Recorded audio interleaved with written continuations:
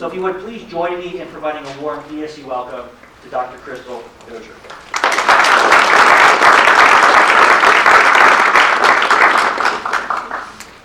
All right, good evening. Can everyone in that back corner hear me? Excellent. Yes. Then I tend to wander as I present, so if ever I get a little soft, you can just throw hands, make a signal, and I'll know to boost it on up. So thank you so much for such a lovely introduction. My name is Crystal Dozier, and I am, in fact, an archaeologist.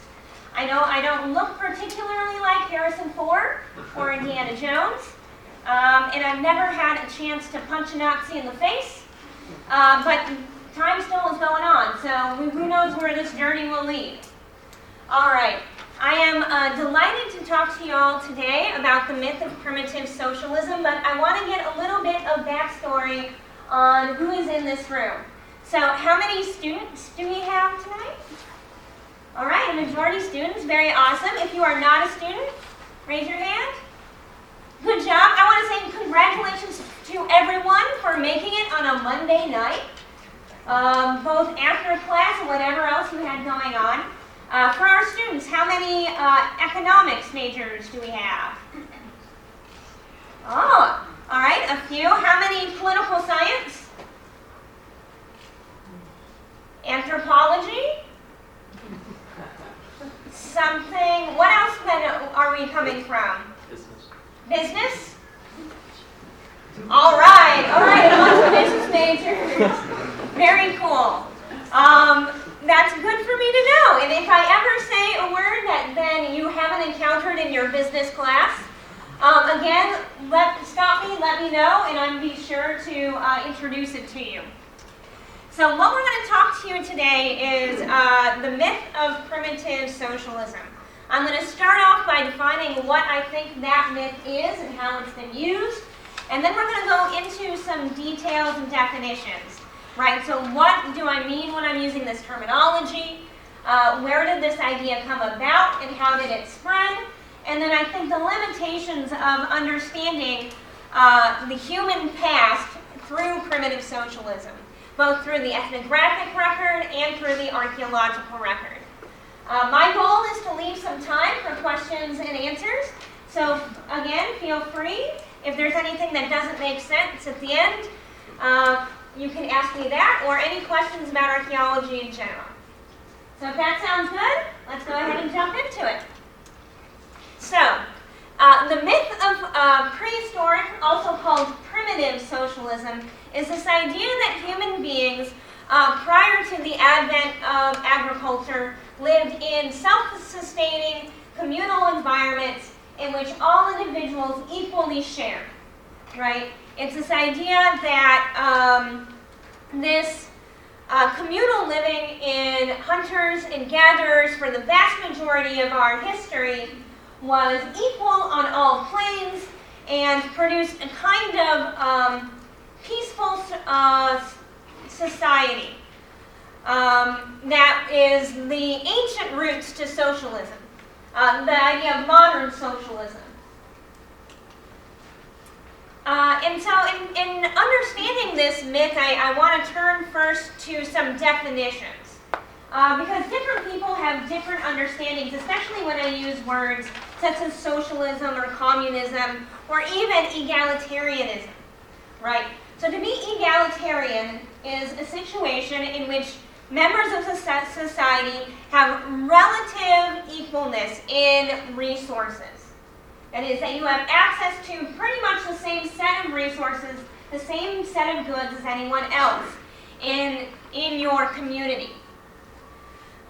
This is contrasted with what is, and for a lot of people, egalitarianism is equated to socialism, right? This idea that being socialistic means that everyone is equal. In the academic realm, though, socialism has a particular history associated with that word, and it comes from Marx, Karl Marx, where socialism specifically means a shared or a public means of production. So for those of you business majors, you may have heard this term, you may not have, right? The means of production are the facilities and resources needed to produce goods. So this is your raw materials, this is your equipment, these are the actual resources by which you make goods in that society. That's contrasted with the mode of production, sometimes also in anthropology called the mode of subsistence. That is the way in which people go about gathering those goods. So a mode of subsistence is foraging. I'll use foraging and hunting, gathering kind of equidistantly in this presentation. That can mean subsistence farming. What most people are used to talking about, the means and mode of production, comes with the industrial age, right? So the turn of using factories versus human labor to produce different goods. Under these definitions, socialism specifically means those public means of production. That is, all members of the community have access to whatever the resources that are necessary to produce goods. This is contrasted with communism, which for the purposes of this talk speaks to a shared means of production, but one that is shared through the auspices of a formal government. Right? So a government controls the form or the means of production and allocates it publicly through a government system. For most of what we're going to be talking about today, we're talking about pre-state societies, so pre-governmental societies. Modern Homo sapiens evolved around 200,000 years ago. We now know in Central Africa. And a vast majority of our human history is as mobile foraging communities. It's only in the last 12,000 years that we have agricultural mode of production.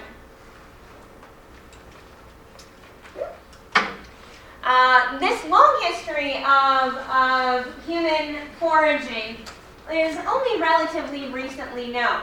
So I want to start this, when we're talking about this myth that foraging societies are ultimately absolutely communal, actually comes, oops, I went too far, there we go, from the thought of Lewis Henry Morgan. Has anyone in this room heard of Lewis Henry Morgan?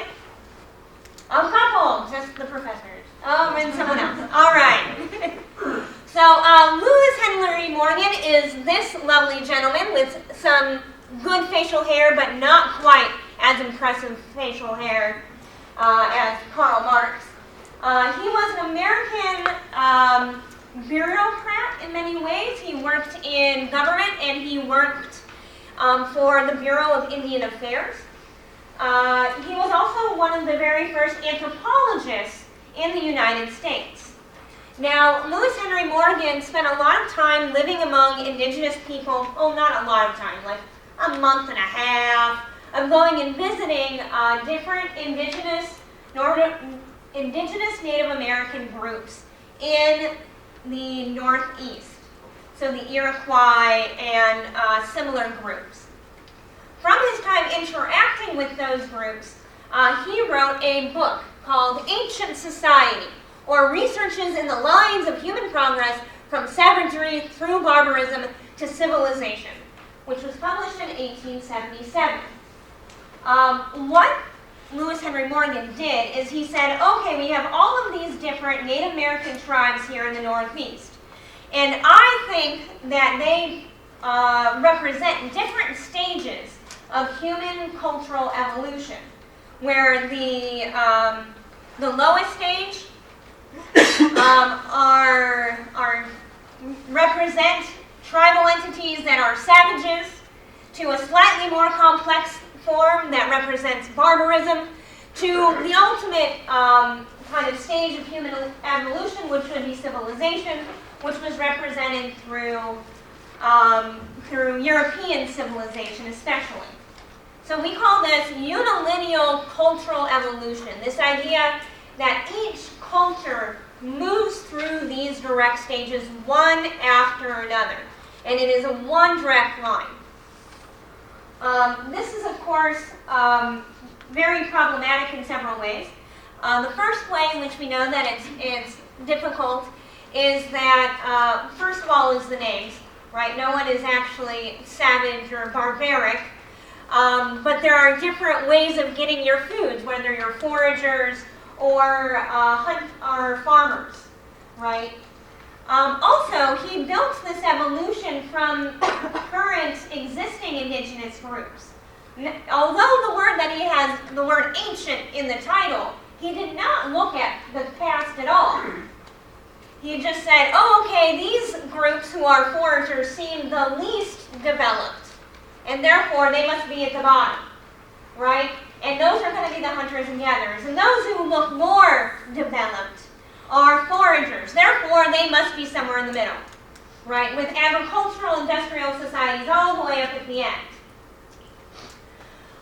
Despite this, and this was a very common model within the 19th century.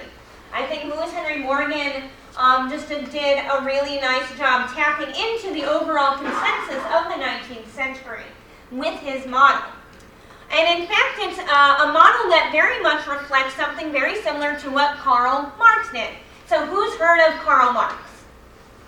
All right, there we go. That's a name that's a little bit more familiar in this community. So Karl Marx has a much more ecstatic hairdo. And the reason why you probably know Karl Marx is due to the very popular, in later times, booklet, The Communist Manifesto. Has anyone read the Communist Manifesto in this room? Only a couple. All right. So you've heard of him, you may not have read it. He also wrote a more elaborated and much less engaging book called Das Kapital, or Capital, in which he lays out economic theory, the development of the industrial age. Now, within Karl Marx's understanding of human history, he lays out a very similar model to Lewis Henry Morgan, and it's very clear that he was clearly inspired by the writings of L.H. Morgan. He has a book, he writes letters to Engels, who we'll talk about next, that says he's reading this book and he really likes a lot of the concepts in it. But for Marx, he also has a model of unilinear stagial cultural evolution. That is this idea that culture moves through stages, and it moves through these stages in a row, right? There's only one line of progress. For him, it starts with tribalism, right? Hunters and gatherers. And then you move on to a similar barbarian phase. But then you get into the landed across the seas, aristocracies, and you have the emergence of the bourgeoisie.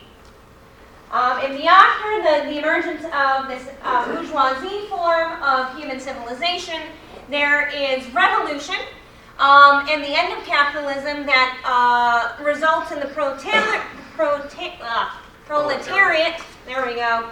I got too excited. Revolting and inserting socialism or communism into the end stage of society. At each one of these stages, there is thought to be a stage of conflict in which there is, that's the dialectic, where the workers are separated by the means of production and there is some kind of conflict or revolution that occurs. Right? So that's broadly what Karl Marx was thinking. He died around the same time as Lewis Henry Morgan, and this was picked up by his writing partner of Friedrich Engels. So Friedrich Engels co-wrote the Communist Manifesto and a lot, as well as other academic works. Karl Marx had started a work based on the work of Lewis Henry Morgan. It had made notes into the margins, but died before he could finish the work.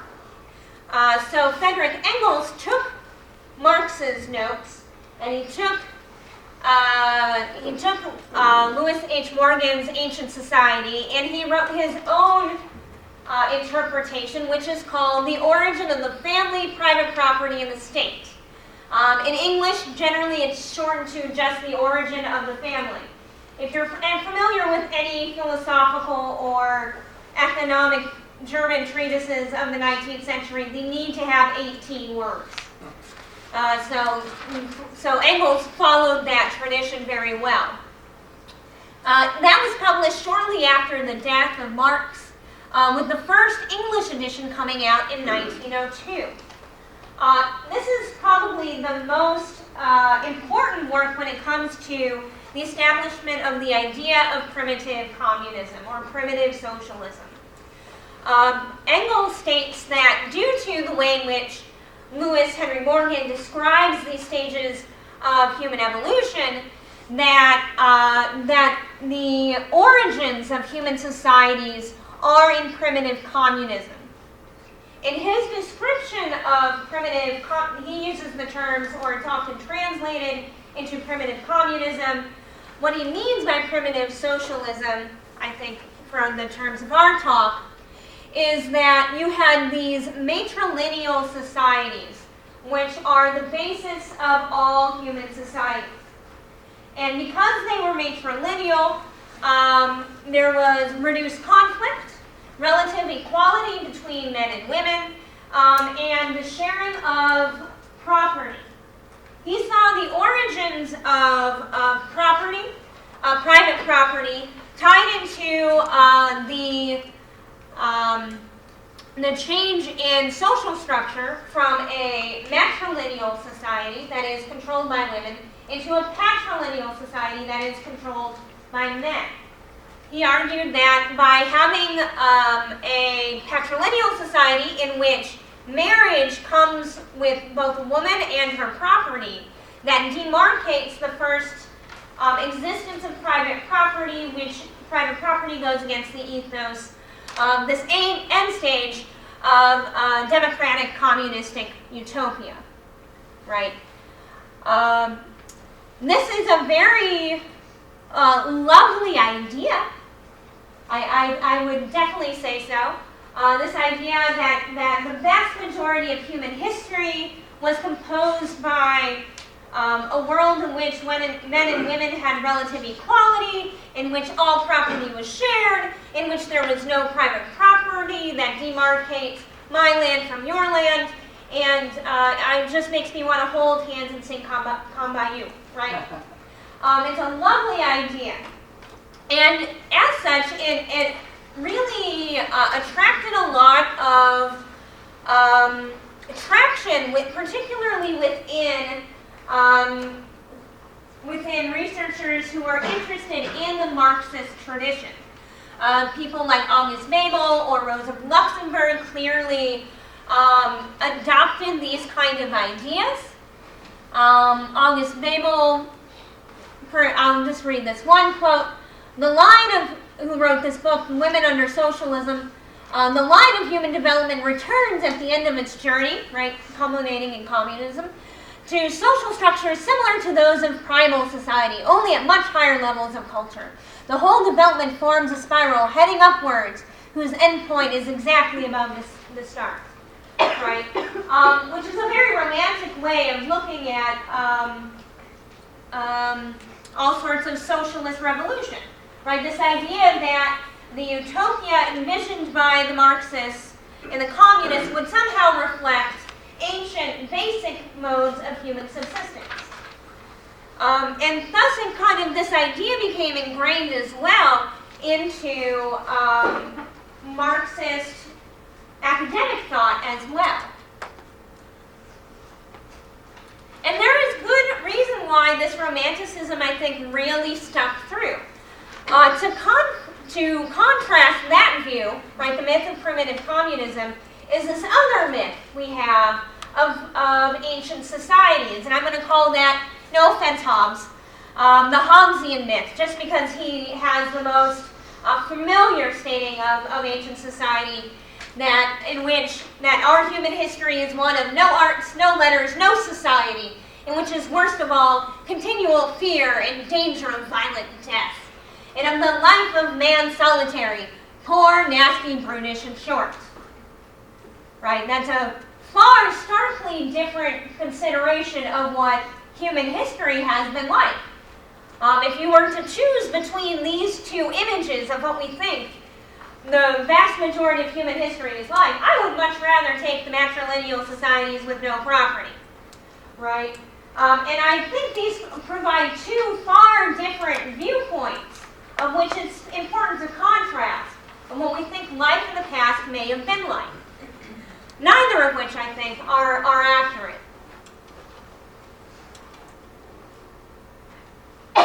Right?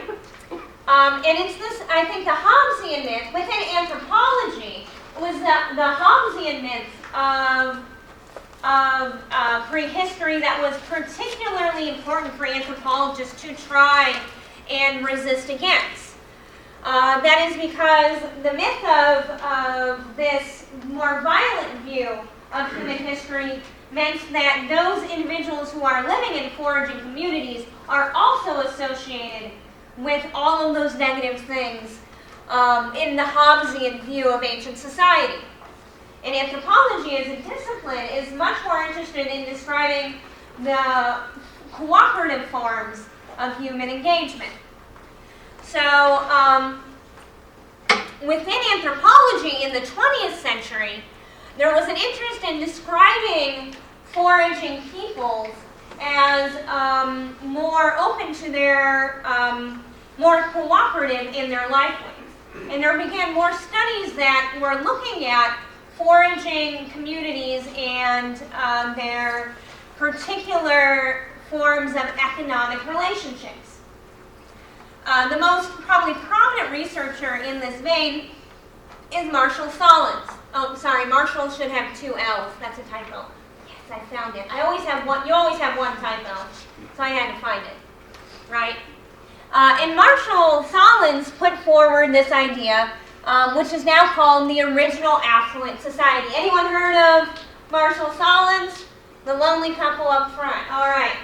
So Marshall Solins is very broadly within maybe you might call it a neo-Marxist academic tradition. One of his committee members on his dissertation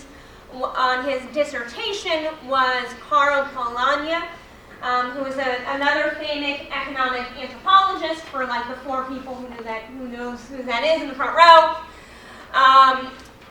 And who was interested in these similar concepts of primitive socialism. The idea that particularly within the agricultural revolution and the industrial revolution, that private property was not enhancing to human society. All right, so Marshall Solins wrote this article called The Original Affluent Society, in which he argues that foraging peoples are not nasty, poor, brutish, and short at all, but rather that they have a different kind of affluence.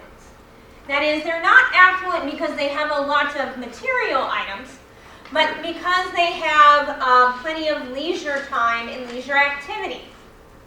The original affluent society is modeled off of the Kung or the San Bushmen who live in the southern Kalahari in Africa. And Marshall Solins went and observed their life ways to come up with this hypothesis, which has been reaffirmed in various studies, that foraging doesn't require any more calories to do, nor does it take necessarily any more active time as agriculturalists. That agriculturalists, especially those who work in subsistence farming, spend far much more time trying to get resources than you have in foraging communities, right? This also kind of relates back to this idea that foraging communities are living, in especially primitive societies, lived in a situation of relative equality and relative abundance, right? So after the original Affluent Society came out, he complemented that book with a whole book called Stone Age Economics, in which he argued that because foragers that he had observed in Africa in the 1970s had all this leisure time and activity, that must be the original condition of human society.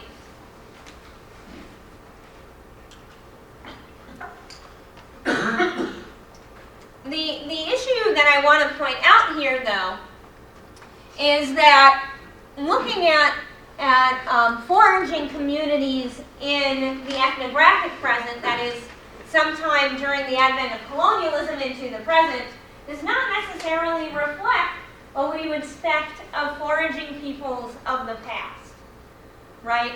So the Kalahari Bushmen have been living in this environment for at least 4,000 years.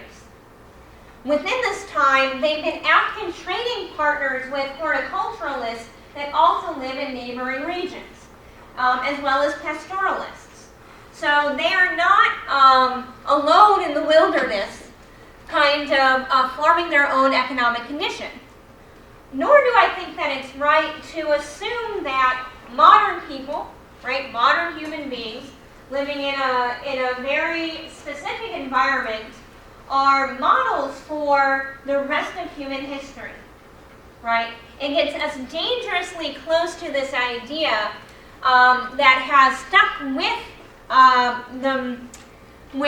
I think, modern consensus thought that somehow African or foraging peoples are uninvolved, right? It's the same idea that foraging people today are the same as human ancestors. And I'm really rather opposed to that view of modeling, oops, that's how angry I am about it, I gotta pick something, right? Modeling modern human beings, particularly in non-Western parts of the world, as reflective of non-human foragers, right? I think that's kind of iffy. As well as factually untrue. There's been a lot of movement in the last, people have been living in this area of the world for at least 150,000 years. And you talk to any ethnographer and there are very complex forms of telling folk tales and social relationships and rituals that are seen among these different foraging groups, even within the Kalahari, right? So modeling our conception of human history off of them alone, I think, is very difficult. We also need to recognize that the ethnographic present, that is the time in which ethnographies, the vast majority of ethnographies were being written about indigenous people, were being done in an environment that is vastly different than what human evolution and the spread of human beings across the earth happened, right? Oh, there we go. So at the time of the greatest extent of European colonialism in the 1850s, the time in which Karl Marx and Lewis H. Morgan were writing their treatises, the distribution of pedestrian-based foraging peoples, right? So that is who is going on foot hunting and gathering. What do you notice about these areas of the world? Are these the areas of the greatest bioproductivity?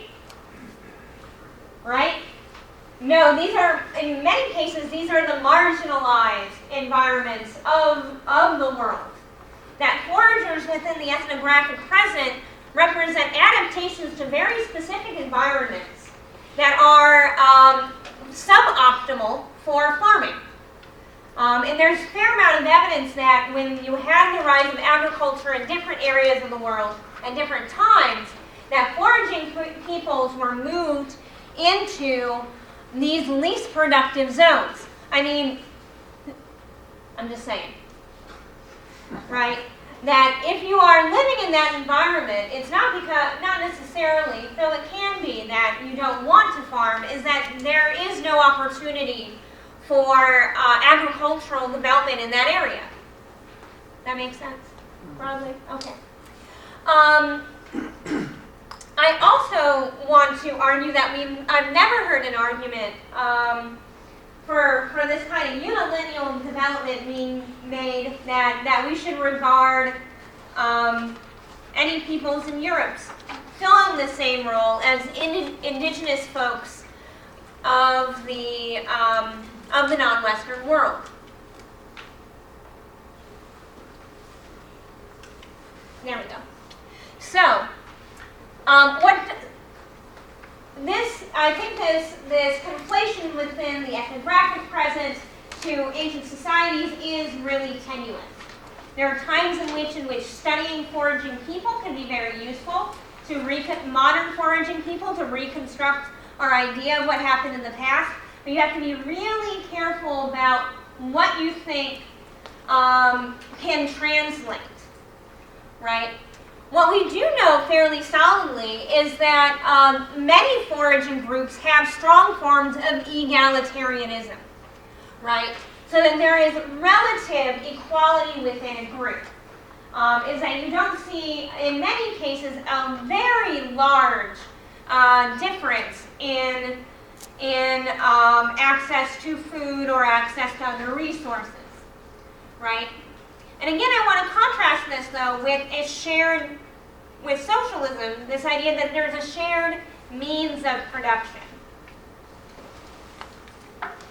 So let's explore that a little further. What would a shared means of production look like for hunters and gathering type people, right? The shared means of production.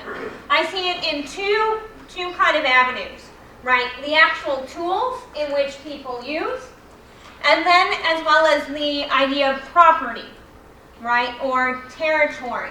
This idea that you have access to the same natural resources. And I want to tease this apart a little bit. So I said already that in general among foraging communities, you tend to see more egalitarian forms. But in all human societies, you still see gender and age divisions. And in many ways, in foraging communities, your demographic status within that society is much more constraining than you might see in other societies, right? So being born male or female has very distinct pathways for your opportunities later in life, as well as the role that you're going to play in getting resources for that society. Depending on where you're looking, those differences in the resources coming in can be wildly different.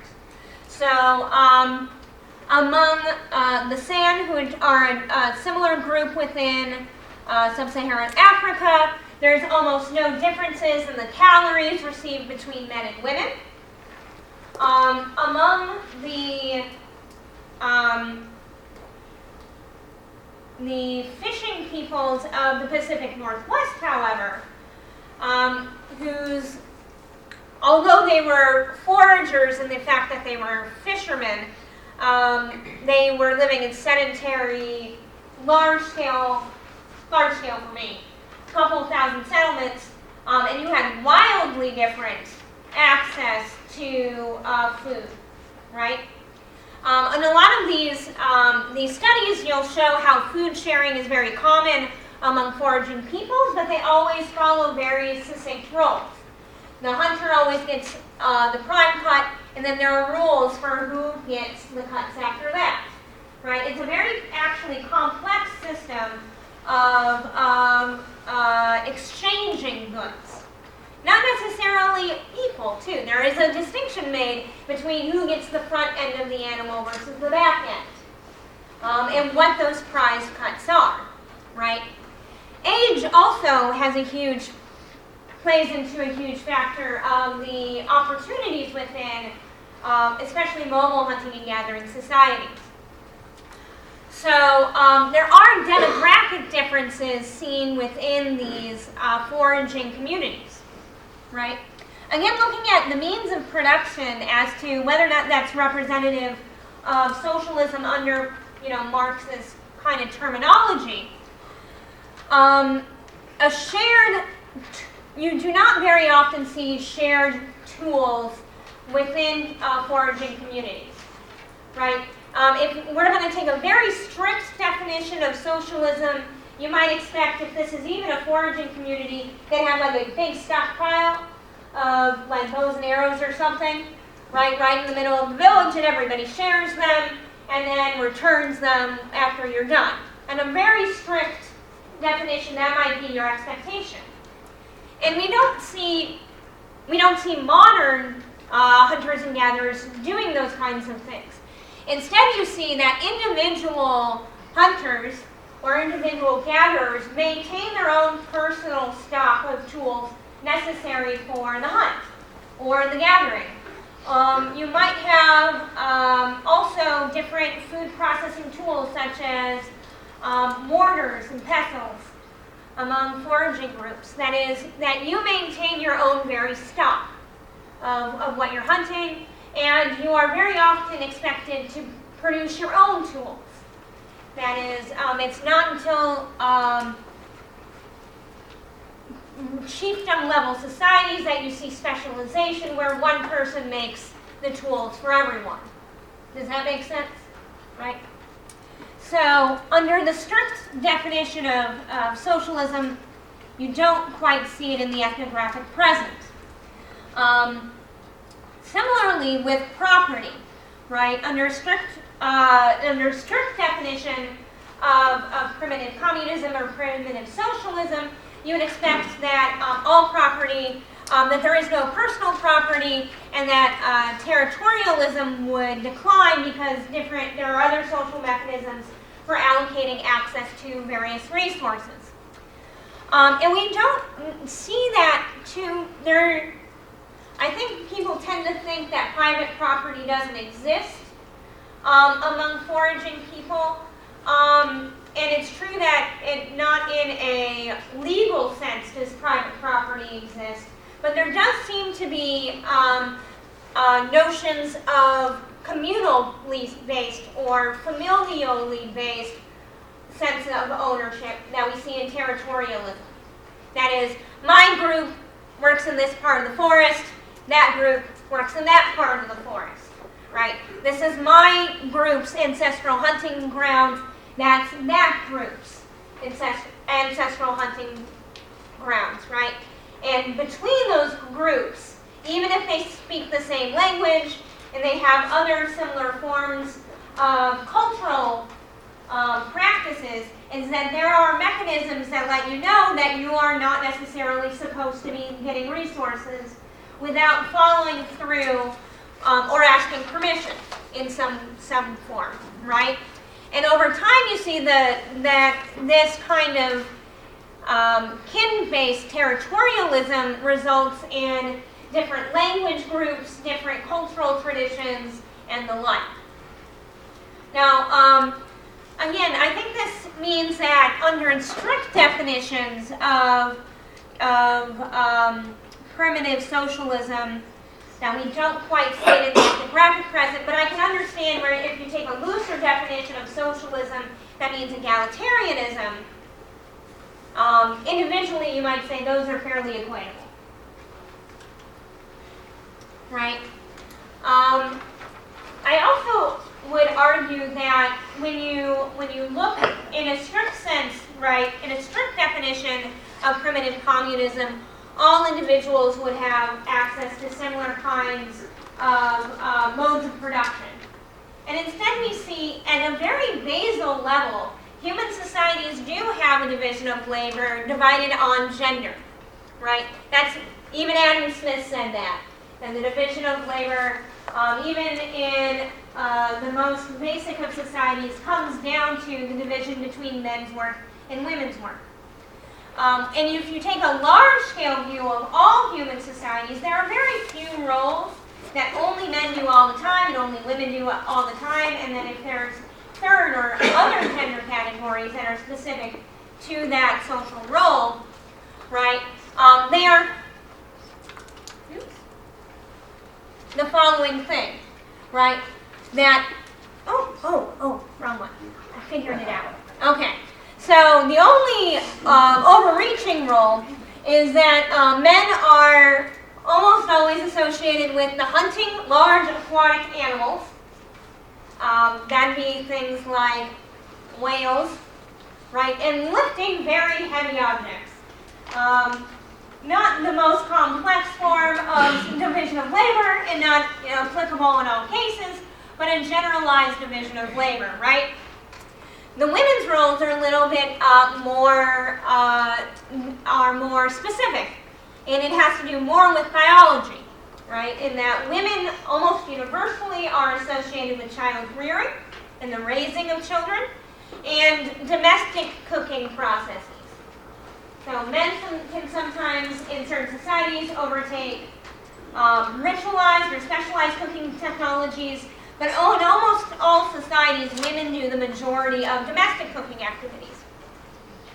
In societies in which have a third gender role or other gender roles, not male or female, it almost always supplies a very specific spiritual or ceremonial role within that society. So that there's a specific role for societies that have a recognized non-male or female category. Could you give us an example of that society? Yeah, so among the Navajo and other Native American groups in North America, you can have what's called two-spirit people that are recognized as a fully separate category, as neither male nor female. And those individuals specifically take on the role of shamanistic advisors. So they take on a spiritual role because they have access to knowledge that is both male and female. So they're especially regarded when it comes to getting advice for advising the tribe, for the role in particular spiritual matters, and they're very often the first people that are turned to adopt orphaned children. So they play a very specific role in that society. All societies recognize male and female, and then sometimes you have other options. Does that answer your question? Yeah.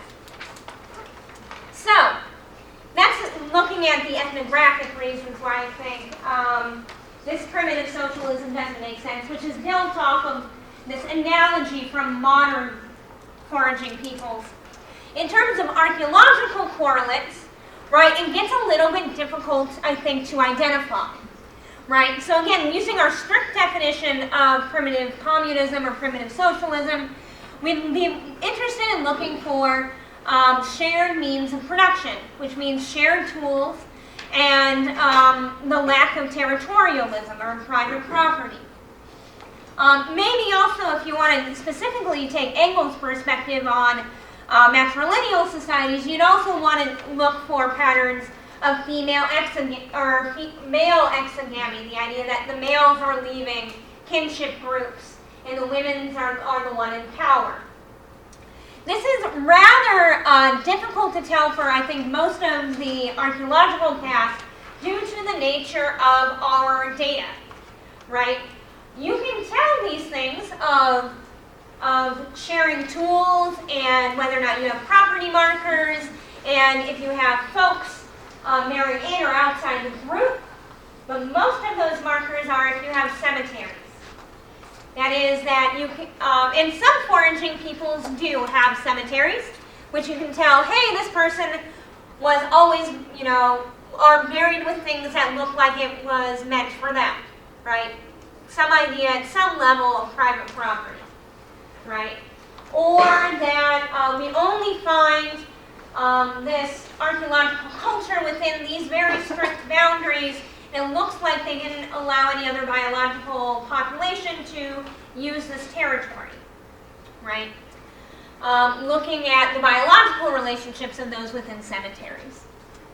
You can also look at the sexual selection patterns by saying, okay, within a cemetery, do you have these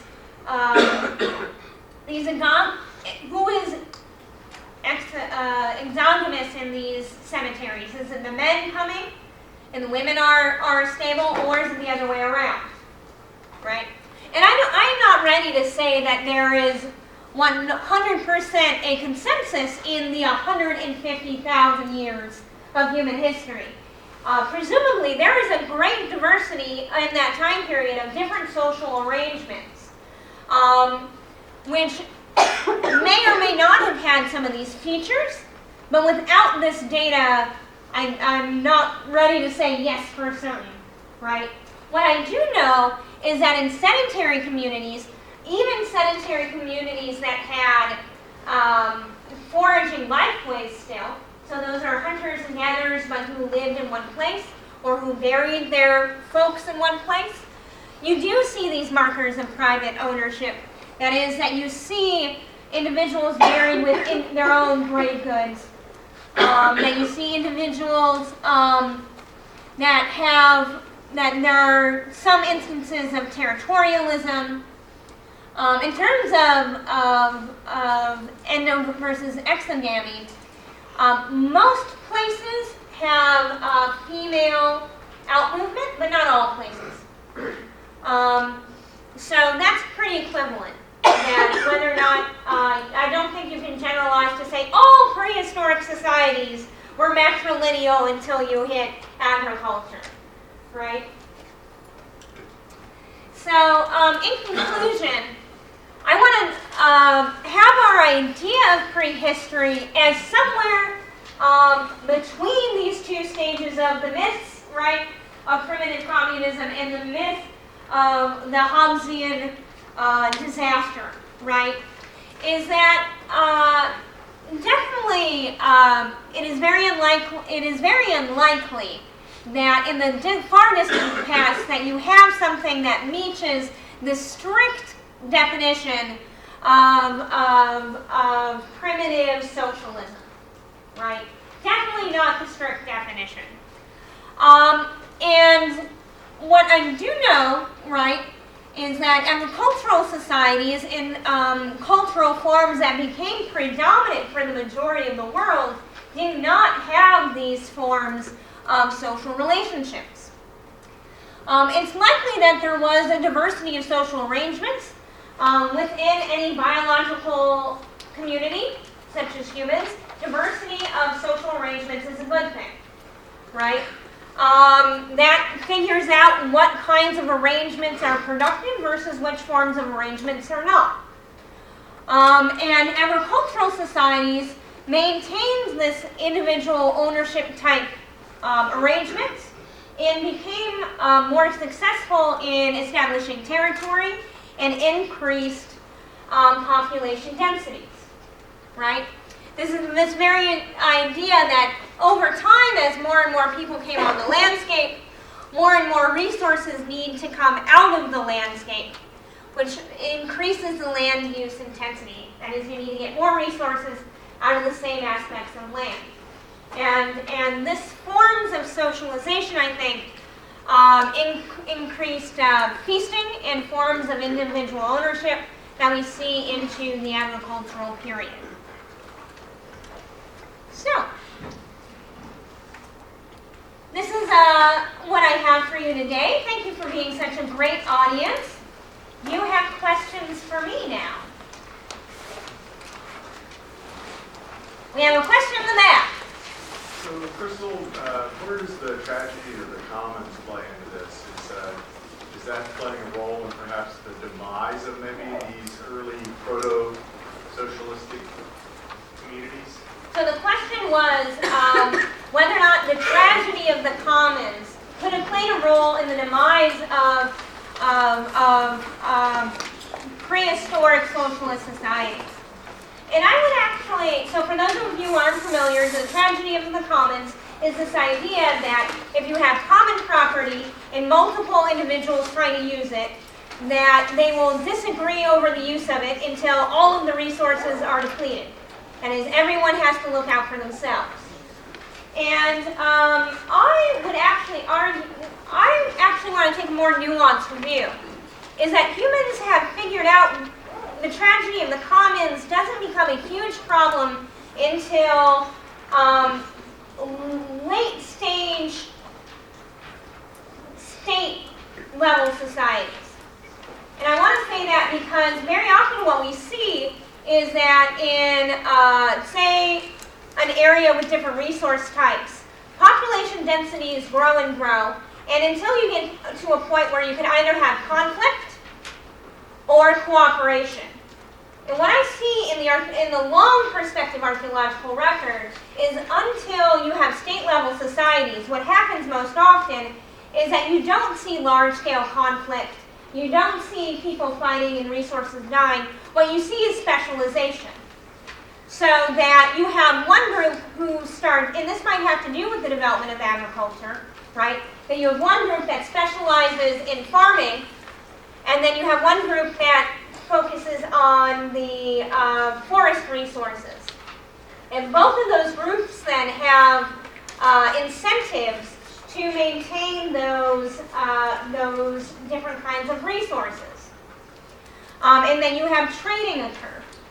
Now, what I do think does happen, though, is that agricultural societies have less birth spacing, so they have more children. The more children you have, the greater your population grows, the more likely you are to spread territorially.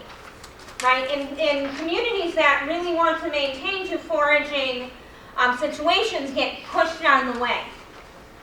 And that you don't necessarily see the environment collapsing, is that humans change the environment. That's what agriculture is, humans actually changing the environments that they're in to fit their needs. So I think there are definitely specific cases in which you see this idea of the tragedy of the commons, but those narratives, I think, make most sense in very high density situations, particularly with state-level interventions. So Eleanor Ostrom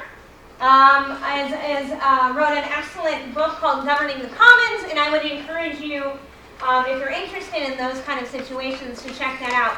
Because there's a diversity of different arrangements that help negotiate those natural resources. Thanks, though. Another question up here. Do you think the sense of community changes with the population density and the hunting and gathering, foraging versus agriculture versus more industrial revolution? So the sense of community, did that change? Yeah, so that's a great question of whether or not there is a sense of community that might change when you get from these mobile foraging peoples to, say, agricultural societies. Now I've got to think about that question.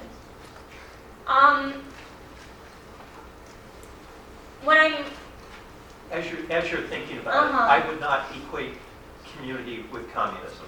Okay. They're separate things. Yeah. It may make some difference in it, but I think sense of community probably makes a difference and probably has some impact on production and sharing and trading and other kinds of things. Yeah. So what is the common, right now, the idea of community is very much related to an idea of identities, right? And in what we see in the archaeological record, at least, is we see the material remains, things that people leave behind. So the kinds of identity markers that you see in the archaeological record are things like the style of your arrowheads, or the kinds of decoration on your pottery. And what you see archaeologically is that in very sparse population densities, there's not huge differences in stylistic differences. It's not until you have greater and greater interactions between different kin groups that you see more distinctive art forms or styles emerging, which would imply this is called no, it's not going to come to me. Ethnogenesis. The emergence of ethnic identity only emerges not out of some like we've always been these people, but we are this group because that is that group, right? And so your identity is formed in contrast to someone else. Whether so it's really the emergence of identity that we can see happening in the archaeological record over time. Whether or not that means there's a change in a sense of community is hard to tell.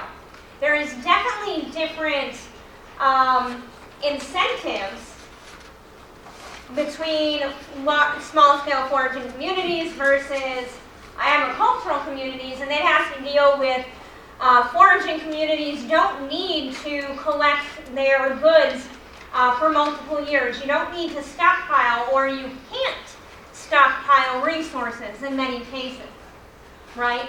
So that's one of the ideas why sharing is so much easier among foraging communities, because otherwise it's just going to go bad. So there's no transaction cost to be widely sharing, versus there is a higher transaction cost among if you need a surplus of your agriculture to replant your crops year to year. So I'm not sure if that sense of community doesn't last in the archaeological record, but these are similar themes. Thank you. Mm-hmm. Yes? You mentioned early on that societies developed food production at different times, kind of independently of each other. So I imagine the ones earlier on had more time to build material wealth and accumulate human capital. So I'd be curious to hear if you think that the advent of food production earlier on was an indicator of countries that became conquerors rather than conquered. I would argue that food production, you don't see, so the earliest horticultural, okay, I'm going to go with maybe. Fair enough. I'm going to go with maybe.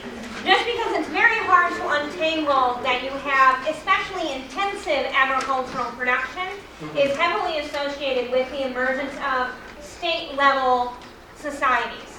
And we see state communities, state governments, I suppose, entities, are associated with increased rates of violence in the way that agricultural production alone is not.